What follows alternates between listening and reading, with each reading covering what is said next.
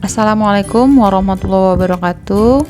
Salam sejahtera bagi kita semua. Hari ini kita masih diberi kesempatan untuk mengikuti perkuliahan keempat pada mata kuliah bisnis internasional. Dan hari ini kita lanjutkan tentang peranan budaya dalam bisnis internasional. Sebelum saya memaparkan lebih lanjut, jangan lupa like dan subscribe dulu videonya. Oke? Jangan lupa di komen-komen juga.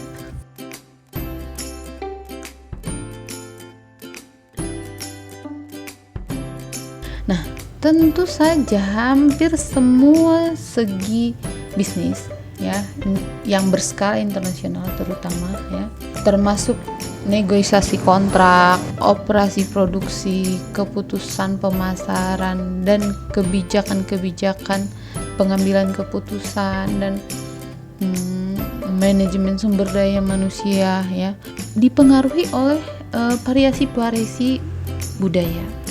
Budaya merupakan kumpulan nilai, kepercayaan, perilaku, kebiasaan, dan sikap yang membedakan satu masyarakat dari yang lainnya. Dan kebudayaan suatu masyarakat menentukan ketentuan yang mengatur bagaimana perusahaan dijalankan di dalam masyarakat tersebut. Nah, bahkan budaya dapat memberikan keunggulan atau kelemahan bersaing bagi perusahaan-perusahaan. Ketika berhadapan dengan budaya baru, banyak sekali pemimpin atau pebisnis melakukan kesalahan ya kesalahannya dengan membawa kebiasaan atau budaya-budaya tanpa kita sadari. Pelaku bisnis internasional yang berhasil membawa perusahaannya menjadi perusahaan internasional, mereka harus mengingat bahwa mereka adalah orang asing dan harus mencoba bersikap sesuai dengan aturan-aturan atau budaya yang berlaku ya. Ada sejumlah cara untuk memperoleh pengetahuan tentang budaya-budaya yang lain ya.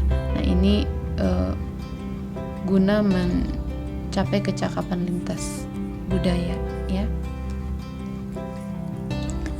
Nah, apa itu kecakapan lintas budaya? Kecakapan lintas budaya adalah langkah pertama dalam akulturasi, yaitu proses di mana orang-orang bukan hanya memahami budaya asing, namun juga mengubah dan menyesuaikan perilaku mereka guna menjadikan lebih sesuai dengan budaya tersebut. Akulturasi ini sangat penting ya bagi para manajer negara pendatang yang sering berinteraksi dengan penduduk negara tujuan ya. Misalnya manajer pabrik atau direktur pemasaran yang bekerja di negara asing atau pada anak perusahaan asing ya, harus bisa menyesuaikan dengan budaya yang ada di tempat yang baru. Ruang lingkup budaya dalam bisnis internasional ada 3. Yang pertama adalah norma, yang kedua adat istiadat, dan yang ketiga adalah budaya. Nah, sudah kita bahas di pertemuan sebelumnya di etika bisnis tentang hal ini ya, bahwa di setiap perdagangan internasional atau bisnis internasional perlu kita menerapkan atau mengikuti adat istiadat yang ada di dalam suatu negara atau kebiasaannya, dan menerapkan atau menjalankan nilai-nilai yang diyakini dan menjadi suatu kebiasaan bagi negara tersebut. Ada beberapa karakteristik kebudayaan yang perlu diperhatikan, karena karakteristik ini mempunyai relevansi dengan bisnis internasional. Yang pertama adalah kebudayaan mencerminkan perilaku yang dipelajari ya. yang ditularkan dari satu anggota ke anggota lain, ya. Nah, jadi kebudayaan yang menular gitu ya, ketika dilakukan oleh satu anggota bisa diikuti oleh anggota yang lain. Dan yang kedua adalah unsur-unsur kebudayaan terkait. Yang ketiga, kebudayaan sanggup menyesuaikan diri. Ya, artinya kebudayaan berubah sesuai dengan ketentuan-ketentuan eksternal yang mempengaruhi masyarakat tersebut. Selanjutnya adalah kebudayaan dimiliki bersama. Nah, dimiliki bersama oleh siapa? Oleh anggota-anggota masyarakat tersebut, dan tentu saja menentukan keanggotaan masyarakat itu. Orang-orang yang sama-sama memiliki suatu kebudayaan adalah anggota suatu masyarakat. Orang-orang yang tidak memilikinya berada di luar batas-batas masyarakat itu. Ada beberapa unsur-unsur yang penting yang mewakili kebudayaan di suatu negara, ya. Dan ini menjadi pertimbangan penting bagi suatu bisnis yang berskala internasional. Yang pertama adalah estetika. Estetika berkaitan dengan rasa keindahan, kebudayaan, dan selera yang baik serta diungkapkan dalam bentuk seni, drama, musik, cerita rakyat, dan lain-lain. Nah, para pelaku bisnis internasional tertarik pada aspek-aspek formal dari seni, warna, dan bentuk karena artinya simbolis yang dimilikinya.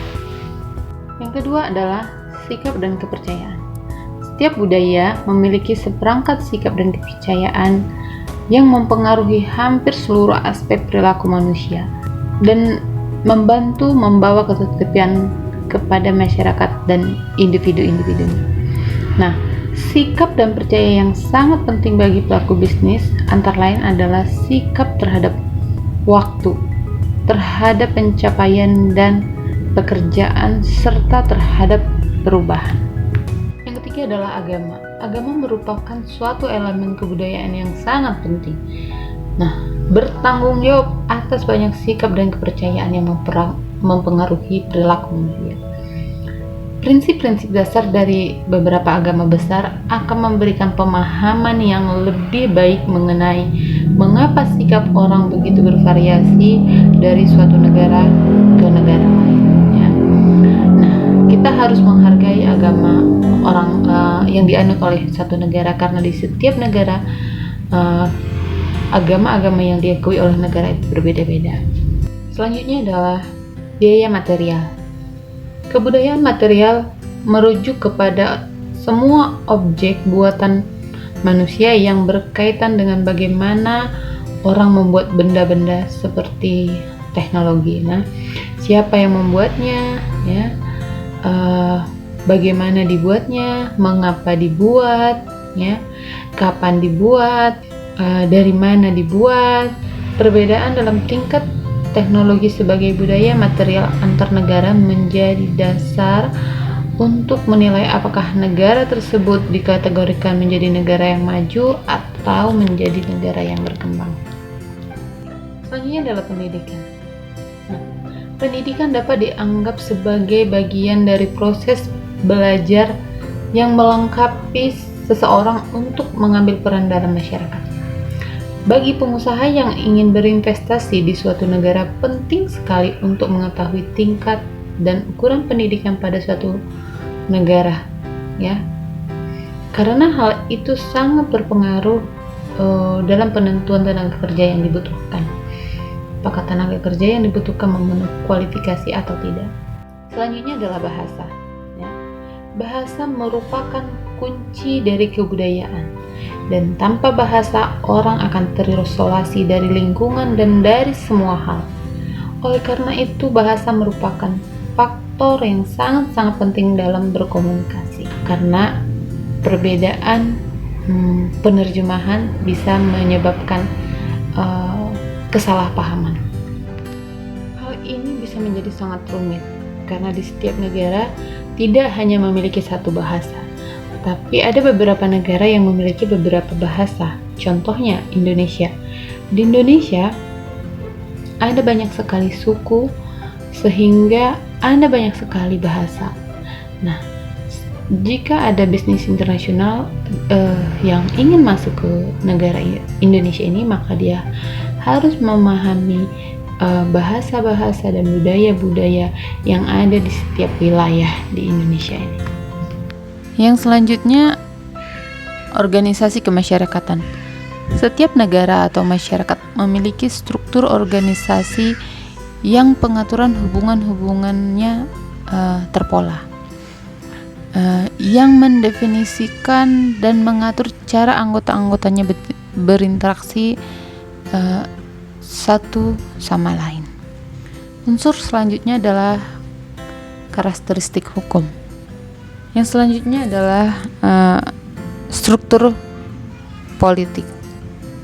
Ya. Nah, yang terakhir adalah hubungan budaya dengan bisnis internasional. Dapat terlihat dari sisi sumber daya manusianya ya. Nah, sumber daya manusia mulai dari bagaimana proses rekrutmennya, kriteria yang dibutuhkan ya, pendidikan masyarakat di negara itu apakah memenuhi tenaga kerja yang kita butuhkan ya. Terkadang perusahaan melihat budaya seseorang itu sebelum merekrutnya menjadi karyawan, terutama jika pada posisi-posisi manajernya. Hubungan budaya dengan pemasaran ya. Nah, ini juga sangat berhubungan erat. Misalnya suatu perusahaan meluncurkan sebuah produk, pasti mengikuti budaya-budaya di daerah itu. Selanjutnya, hubungan budaya dengan produksi. Nilai dan sikap yang dianut oleh masyarakat suatu negara secara tidak langsung akan berpengaruh terhadap metode atau proses produksi yang baru. Ya, misalnya proses produksi di Jepang yang minim sekali tenaga kerja pasti akan lebih banyak menggunakan teknologi ketimbang di Indonesia yang masih banyak sekali tenaga kerja.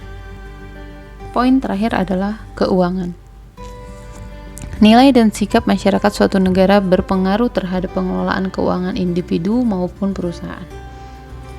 Sistem pencatatan keuangan harus dibekali dengan sikap, kejujuran, dan pencatatan yang rapi, disertai dengan bukti penerimaan dan pengeluaran arus kas yang akan nantinya menentukan profit bagi suatu perusahaan. Oke, demikianlah pertemuan kita kali ini. Untuk hal-hal yang belum dipahami, ya, kita lanjutkan di Google Classroom. Sebelum saya akhiri ini, jangan lupa like dan komen. Assalamualaikum warahmatullahi wabarakatuh. Terima